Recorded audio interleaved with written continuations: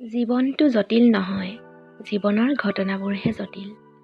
আৰু জীৱনৰ ঘটনাবোৰ যদি সহজভাৱে ল'ব পাৰি, তেন্তে জীৱনটো তেনেই সহজ হৈ পৰে। অত্যাধিক উচ্চাকাংক্ষা মানুহৰ বাবে সাংঘাতিক ক্ষতিকাৰক।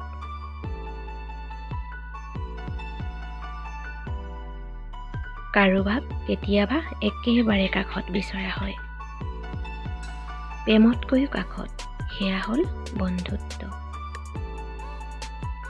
তুমি যদি কাৰোবাৰ সৈতে বন্ধুত্ব গঢ়িব খুজিছা, তেন্তে কেৱল নিজৰ প্ৰয়োজন পূৰণৰ বাবে বন্ধুত্ব নকৰিবা। বন্ধুত্ব যদি কৰিবই খুজিছা, অন্তৰেৰে কৰা। মানুহৰ জীৱনলৈ চিৰস্মৰণীয় সময় আহে। সেয়া হয়তো বিষাদৰো হ'ব পাৰে, আনন্দৰো হ'ব পাৰে।